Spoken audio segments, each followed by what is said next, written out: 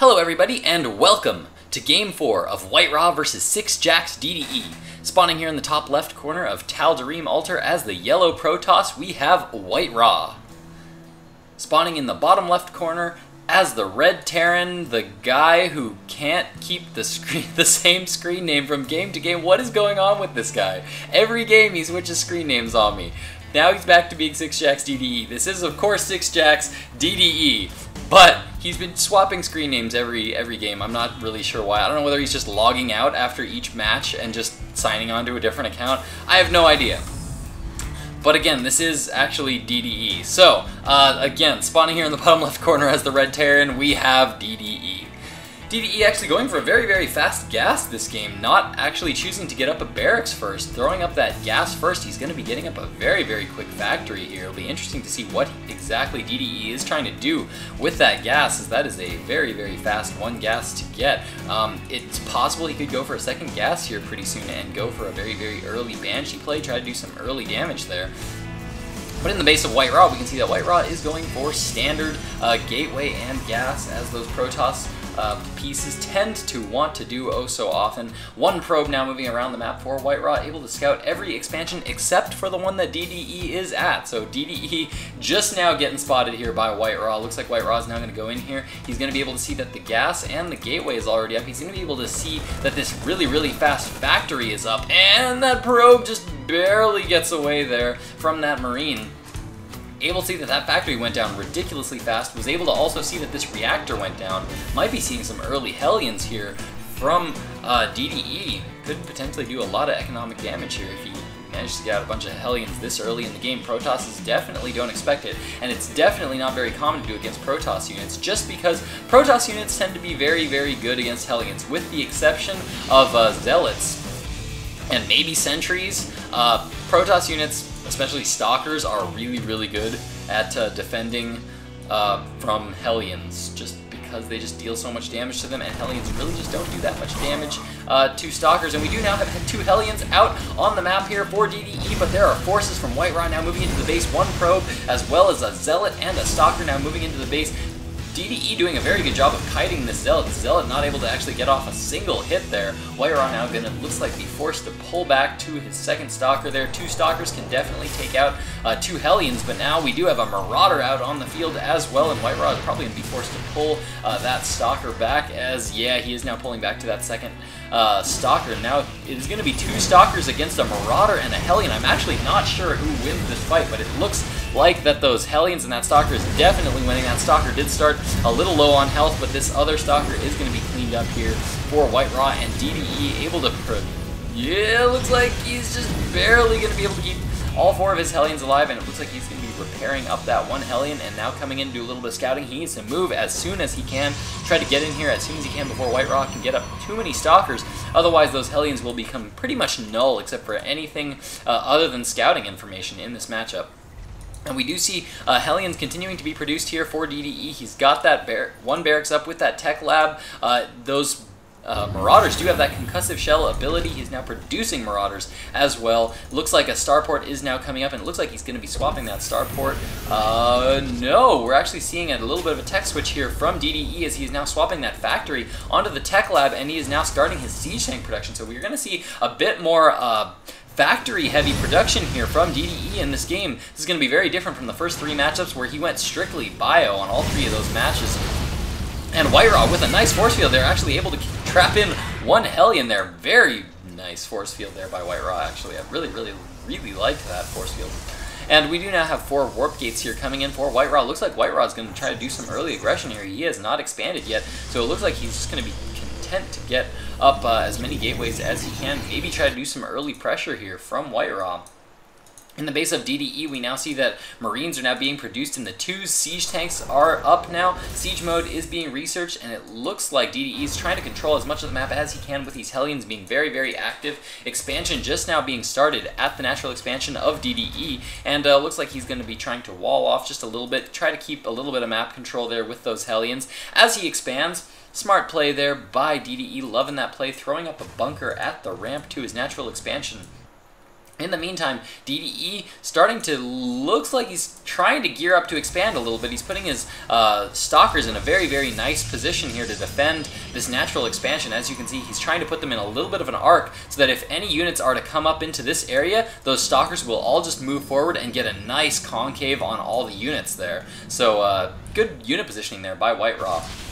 Looks like he's going to be able to prevent any Hellions from coming in, as we just saw. But DDE did get in and see that no expansion has gone up for WhiteRa. He should be just a little bit concerned there that because no expansion is up, there could potentially be a big attack coming his way. He saw a fairly high stalker count for this point in the game.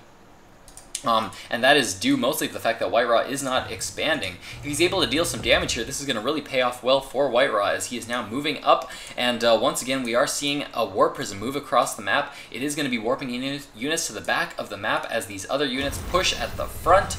Loving that push there from WhiteRa. He does have one sentry in the mix, going to be able to force field and guardian shield with it, but he did on that Xel'Naga watchtower scout those two Hellions trying to get a flank, and it looks like they are going to be moving around the back. He's going to be warping in a few zealots here up at the front. I like that play. I like it. I think the main reason WhiteRa did that, if I had to guess, I would say it was because those, well, it looks like, there you go. The question was answered before I could give my thoughts. I was going to say that zealots do walk a lot slower than whatchamacallits do, than stalkers do, so it would be smart to warp them up front and just get all your zealot production up at the front of the map. But it looks like that warp prism is just barely going to survive. But it looks like WhiteRa was actually just warping them in just so we could load them up into a warp prism and do a bit of a drop. In the meantime, he is now moving into the expansion there. DDE has decided that he's going to pull back to the space and get nice little command center. I was going to say planetary fortress, but that is not a planetary fortress coming up. We do have an orbital command actually coming up there. Interesting choice there by DDE to move back to this position to defend.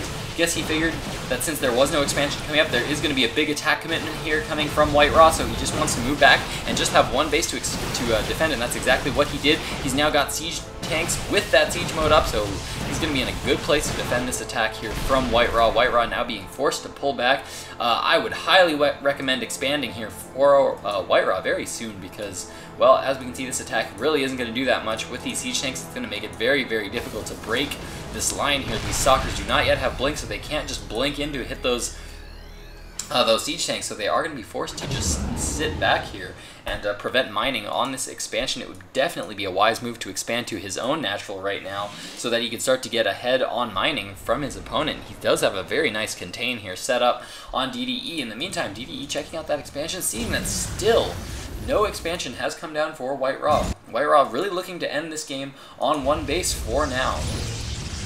Currently getting up, looks like in a robotic space, so we are going to be seeing some Colossi here coming out very soon for WhiteRa. He does have a full wall off here. Smart play by WhiteRa because he's able to warp in units with all these warp gates. He can warp them into forward locations, and he can just produce units out of this robotics facility forward of these pylons, and now no Hellions can get in. So I love that building placement there from WhiteRa. Looks like he is finally deciding that he wants to get out of there, though, and he's going to be taking down that destructible pylon, that destructible rocks right outside of his base. In the meantime, he's continuing to maintain this hold on the front of DDE's base, and but it looks like DDE's starting to get a quite scary force here up, and he does know that that Colossi is coming in. Was he able to actually get a scan in and see that expansion here? And, oh, whoa, we actually have a bunch of people in this game that are observing. Yeah, he was actually able to see that. Why am I not getting my everyone cam? There we go. No, he was not actually able to see that robotics bay went down, so he does know that robotics bay is coming. I guess he's just basing this on his previous experience from playing WhiteRa in this matchup. WhiteRa does tend to go for some very fast Colossi. Well, I guess normally timed Colossi, but he does like Colossi in this matchup.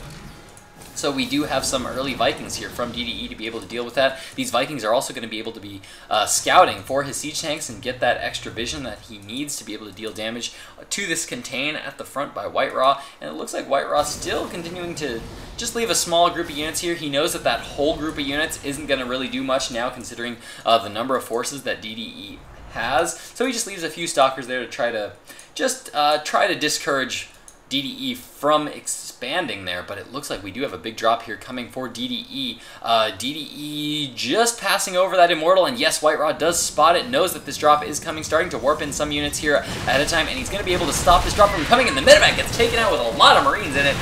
8 Marines instantly go down. Only a little bit of shield damage there taken for WhiteRa, so very nice map watching there by WhiteRa. WhiteRa looks like he is now finally getting his expansion up. Didn't manage to stop DDE from doing too much expanding there, as we can see that they are pretty close on Harvesters, 34 to 37, pretty close right now at this point in the game, and they are both now just starting to mine on each basis, so very even play here from both of these players, very similar in food count. WhiteRa sitting at 106 to the 98 of DDE. We are certainly going to see that production increasing soon, but it looks like we are going to see an expansion here from DDE, as he is now starting to get these destructible rocks at his third base down. We do not see any, oh, just there we go, just as I said it. Orbital command starts to come down there for DDE. Looks like he's going to be able to start to expand. WhiteRa not even thinking about taking his third expansion yet. He did destroy those destructible rocks, but we don't see an expansion coming down yet, and there we go. There we have that probe coming down now. For WhiteRa, looks like he is just now going to be expanding to that third location. So both these players very, very even on economy. Both these players have the similar excellent game sense that it takes to really know when to expand and when it's safe to do so. But it looks like DDE finally deciding to get aggressive, setting up a heavy contain here on WhiteRa, as he's just now throwing down a bunker here. Really wants to defend this position. WhiteRa getting down the Guardian Shield. Looks like he's going to be going in here for a big push. These Siege Tanks are not sieged up yet. WhiteRa coming in here trying to deal as much damage as he can. All those Siege Tanks just now getting sieged up, dealing as much damage as they can, and this is actually a very scary number of Siege Tanks here from DDE. Able to take out all those Colossi before those bunkers go down. And looks like DDE is going to manage to get these bunkers down, and this heavy contain is going to be pretty good against WhiteRa. And WhiteRa, GG's out of the game. I'm actually pretty surprised he did that. He lost that battle so convincingly that I guess he just didn't think that he could come back from that. So that means that DDE has taken Game 4, and these two players are currently 2-2 in this series. That means we are going to be going into Game 5, ladies and gentlemen, and that is going to be the game that is going to determine this entire best of 5, so don't go anywhere. Things are just starting to get good.